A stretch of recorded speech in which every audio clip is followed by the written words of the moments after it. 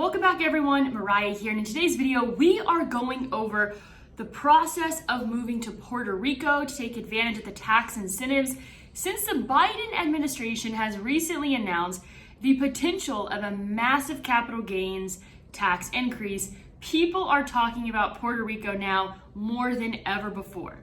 Let's go ahead and keep a few things in mind. One, this applies for people making more than $1 million. To be honest with you, I'm not sure if that's $1 million in capital gains or if that is $1 million with income plus capital gains. Also, we don't know if this is going to be retroactive. There is a very small possibility that this bill will be retroactive and it would start January 1st of this year. It is probably more likely that it's not going to start until 2022. There was also a bit of a rumor about 2023. I don't think the Biden administration is going to let it go that long. I think the most likely scenario is for 2022, January 1st, starting that year out in the 39 to 43% capital gains tax bracket for people making $1 million plus. There's also people saying, like, who cares? There's such a small portion of people that are going to be making $1 million plus in capital gains. But this is the thing, is that Bitcoin is probably going to $1 million, and it's probably going to be within about 5 years or so. And so a lot of people that have just one Bitcoin can easily be put into that tax bracket. So what I'm going to be doing today is I'm going to be giving you basically an overview of what it's like to move to Puerto Rico, the things that you need to do to make sure that you are in compliance in order to take advantage of the 0% capital gains in Puerto Rico. I'm going to be talking a little bit about the 0% capital gains, as well as a 4% export tax for corporations that are here and export services outside of Puerto Rico. I used to know everything about Act 20 and 22. I'm going to refer to it as Act 20 and 22 because it's now called Act 60. But Act 20 is basically for businesses that filed basically, like, I believe before 2019. So they were considered Act 20, and that was for businesses taxed at 4% exporting services outside of Puerto Rico. For people like me, I filed for Act 22, which was a personal tax grant for capital gains taxes. Basically, I pay 0% capital gains. Every year, my contribution is a $5,000 contribution to a nonprofit Puerto Rican charity, which is mandatory. And also, on the very first year that I applied, along with the $5,000 donation, I had to also pay a $5,000 fee to the Puerto Rican government. Since I filed back in 2018, things have changed. Now you have to have a residence. That's part of the equation. I do not have to buy a residence to fulfill the needs for my tax grant. Also, the $5,000 donation is now a $10,000 donation, so that is something to keep in mind as well. I am not a tax lawyer, I am not a CPA. I geek out a little bit over this stuff, but I really haven't been in the weeds of it recently, especially with all the changes that have happened over the past year. So I'm going to do my best to give you an overview of what it's like to move here, the things that you have to do in order to check all the boxes and make moving to Puerto Rico a situation to where it's not going to come back and bite you in the ass. One thing to take into consideration, the U.S. Virgin Islands have also had tax incentives. I want to say back in the 80s, a lot of those people got audited. It is your decision, once you read the tax code, to either take a conservative approach or, basically be a little bit more liberal and, interpret the way that you want to. But for me, it's not really worth it to go too far out of the lines. Another thing I want to keep in mind is that a lot of people that are in Puerto Rico right now are not in compliance. And I'm talking about people that have businesses and export services outside of Puerto Rico. They are not in compliance for one main reason. When they spend time in the States, they don't dedicate those days that they spend in the States to paying taxes to that state and the federal government. As a Puerto Rican resident, you pay 0% taxes to the federal government. The main thing here is that you need to pass 2 tests in order to meet the guidelines, okay? So basically, you are a bona fide resident. Bona fide means that you are not a native-born person to Puerto Rico. You are someone coming from the United States or even another country. People from other countries do come to Puerto Rico to take advantage of the tax incentives. So Bona fide residents, in order to qualify for certain tax benefits, you must be a bona fide resident of American Samoa, the CMNI, Guam, Puerto Rico, or USVI. Generally, you are a bona fide resident of one of these territories if during the tax year you meet the presence test, do not have a tax home outside the relevant territory, and do not have a closer connection to the United States or to a foreign country than to the relevant territory. So at the end of the day, doesn't matter if it's the United States, doesn't matter if it's another country, you need to have a closer connection to Puerto Rico. If someone looks at all of your activity throughout the entire year, from your vehicle to your housing to where you basically have clubs and organizations, to where you literally keep your dog and your kids and your wife if you have one. Some of you might have two wives in the crypto space. That's very normal. Especially, you know, everyone talks about their wives getting wives and their girlfriends getting girlfriends when the price goes up. It's pretty hilarious. Anyways, okay, back on track. So those are the main things that you need to take into consideration. And let's go ahead and get into it. There are multiple ways for you to basically be in compliance when it comes to the presence test, okay? Multiple ways to do it. You were present in the relevant territory for at least 183 days during the tax year. So you spent more days, you spent 183 days, which is like one more than like 6 days in a month in Puerto Rico, okay? And let's say the rest of the time was spent in the United States. In my opinion, that's not enough. I think people should spend minimum 7 months here, okay? That's my opinion. I don't think it's hard to spend 7 months out of the year here, but that's just my opinion.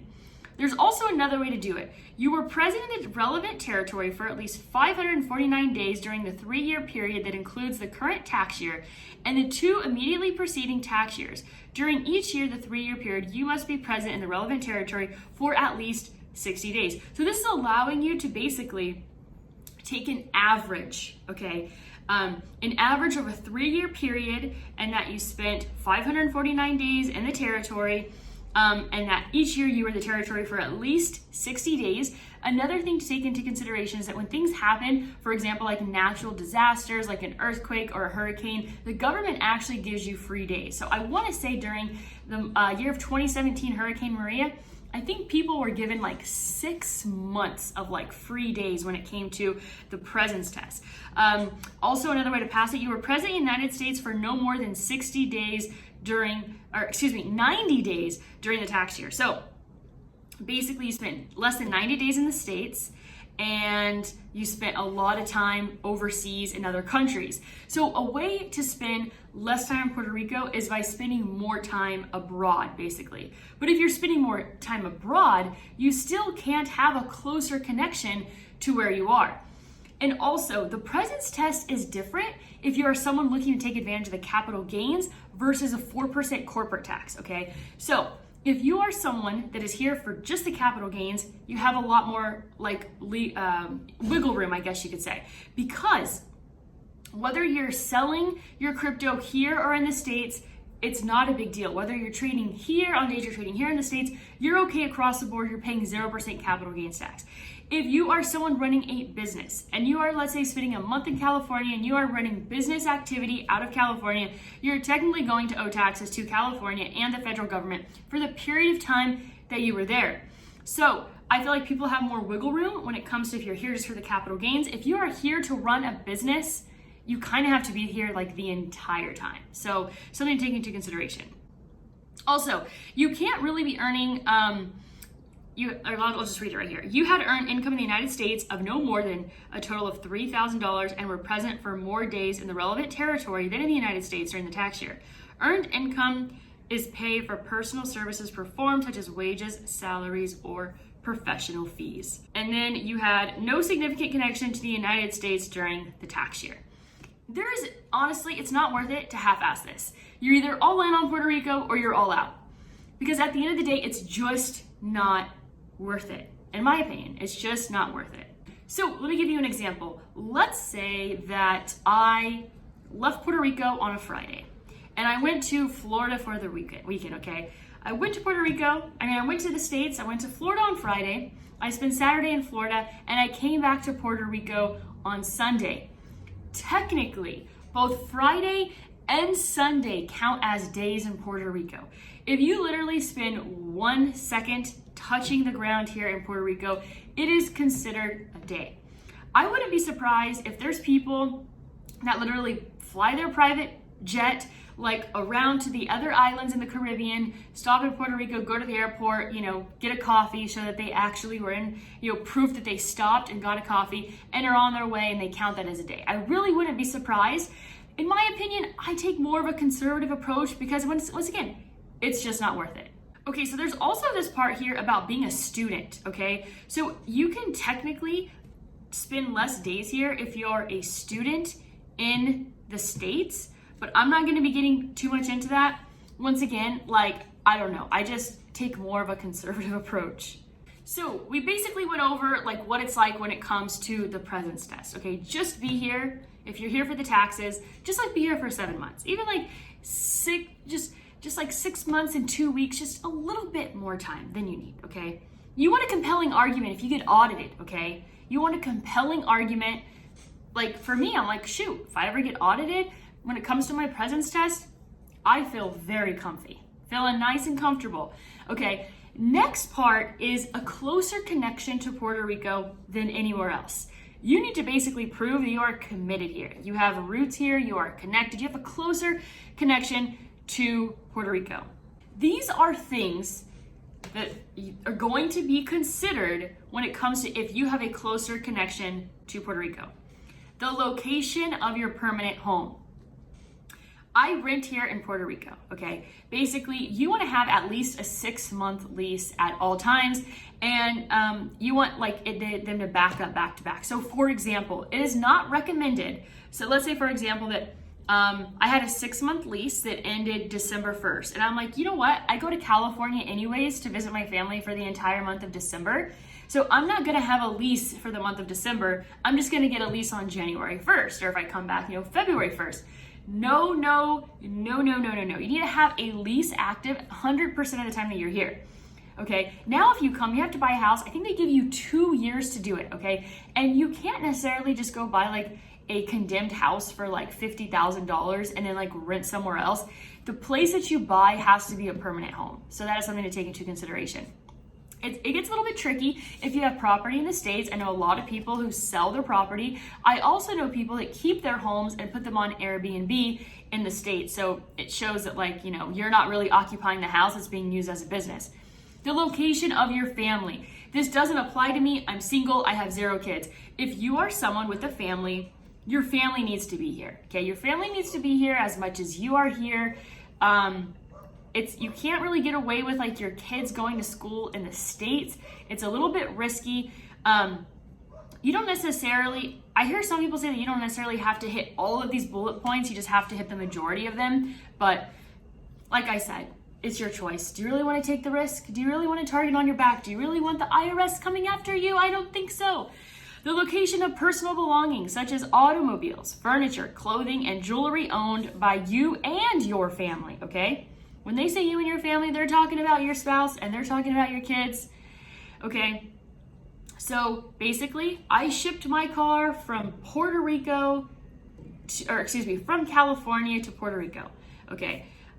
It would have probably been easier for you to just sell my car in California, buy something here in Puerto Rico. I didn't do that for multiple reasons. My car is sentimental to me, okay? I won my car on The Price is Right back in 2015, and I just can't let go of it, okay? Most things don't have sentimental value to me, but my car that I won on The Price is Right has a lot of sentimental value to me. Furniture. All I actually own furniture is this desk right here, and guess what? It's right here. Your clothing and then jewelry owned by you and your family. So for example, you really don't want to be keeping, valuables at any other family members' houses, back where you're from. If you have a safety deposit box, you're going to want to have it here in Puerto Rico. I think that's going to be coming up.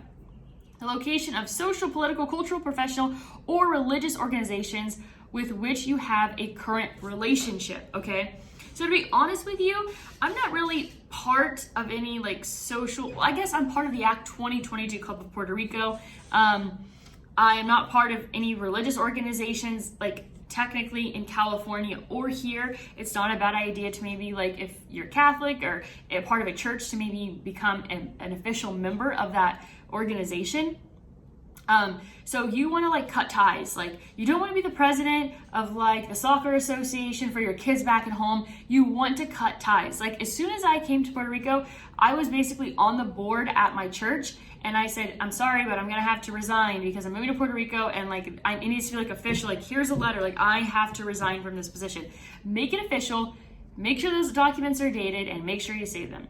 The location where you conduct your routine personal banking activities, okay? So, personal banking activities. I know some people, because banking is so terrible here, okay? Terrible, terrible, terrible. That I think that some people get away with having actually their business accounts like stateside, because Puerto Rican banks will just shut you down all the time for like no reason, okay? So you want a Puerto Rican bank. You're gonna have to deal with at least one of them. They're all terrible, but you're gonna have to deal with at least one of them. The location where you conduct business activities other than those that go into determining your tax home. So, like I said, you wanna be doing everything here. You don't want close connections back to the States. The location of the jurisdiction in which you hold a driver's license. So there's actually a form, I know for sure in California, where you fill out the form. In California, you basically say, like, I want you to cancel my driver's license. So I did that. And then here in Puerto Rico, now you have to take a test, I think. But when I did it, I just turned in my California license, and then they gave me a Puerto Rican license in return. And instead of going to the DMV, they have basically like other places that you could go to like pay them a fee, and then they stand in line for you. I highly, highly recommend that.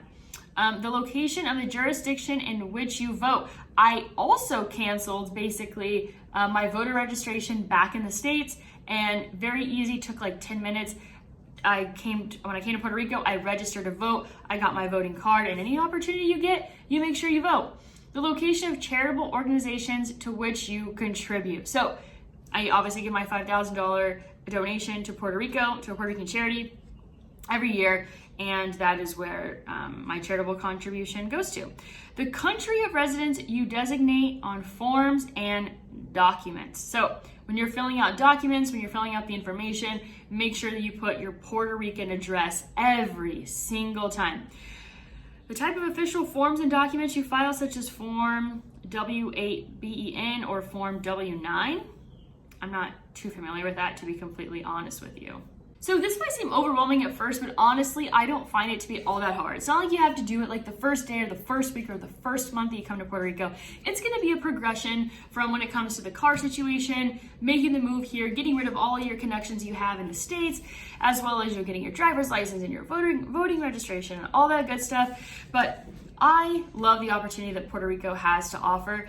I don't think the tax incentives are going anywhere, and if you think they are, then you better hurry up and get here now and file that application, okay? So now let's talk a little bit about timing, right? Let's say that when you move to Puerto Rico, okay, you move to Puerto Rico and the price of Bitcoin is, you moved today, $50,000, right? You bought it 10. You're gonna pay taxes on that $40,000 gain, okay? And then what's gonna happen is, let's say you sell at $1 million, you're not paying any taxes on the gain, the $950,000 gain. So basically you're changing your cost basis. All right, that's one thing to take into consideration. Another thing to take into consideration is that if you actually hold your assets for 10 years, then once you sell them, you actually don't have to pay on the previous gains from what you had before. So like, let's say for example, you move here and you pay, or 10 years goes by and then you sell your cryptocurrency, then you're paying zero across the board and you're not owing back to the state. But 10 years is a long time, and there's a lot that can happen in 10 years. So I don't know if that's necessarily the best approach. I think the best approach could be selling, paying the taxes, and then buying back your assets. Okay, that goes across the board for not just cryptocurrency, but for stocks as well. If you want to start looking at places already in Puerto Rico, I recommend Classificados online, okay? Basically, you can search through there, you could see different places. The pictures of places are gonna be absolute trash, and you're gonna have to ask people for more pictures, and it's literally like just a bad, very, very poorly designed website. Okay, so that's one way you can start looking at places. I heard Zillow is like not really real, but I'm not really sure. Facebook Marketplace is another way to look. There is also a Puerto Rico, I'll tell you right now exactly what to type in. So Puerto Rico sublet/housing.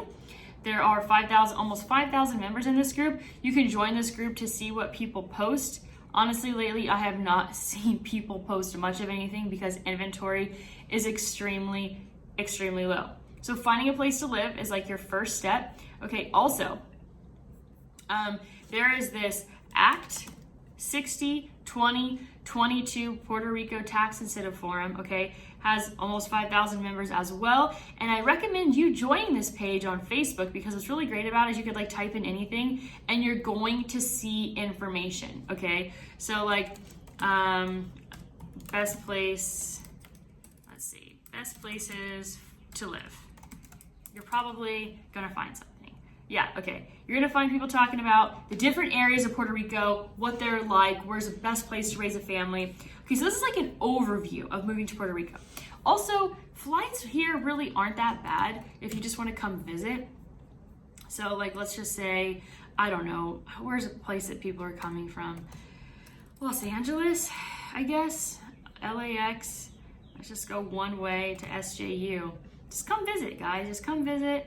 The only thing is that you have to have a negative test, or I think they're saying that they're going to charge you $300, which is funny because like, okay, so they don't really care about COVID.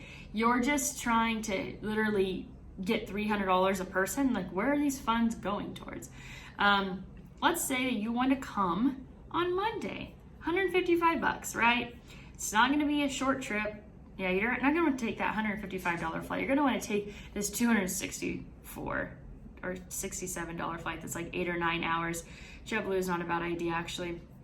So come to Puerto Rico, visit it, all right? And that's just like the overview of what the tax incentives are like, everything that I know. Another thing is I'm gonna go ahead and recommend a couple other resources.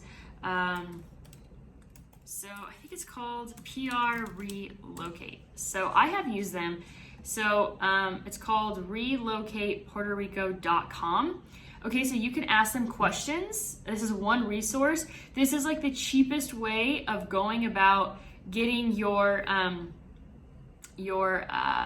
thing set up, okay?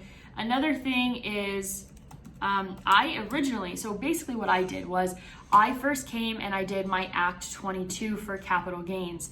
And I used geotax. I used Giovanni. I think he charged me, I want to say $2,000. So you can also come here and check things out. I recommend him. I think he charges $10,000 to do the business.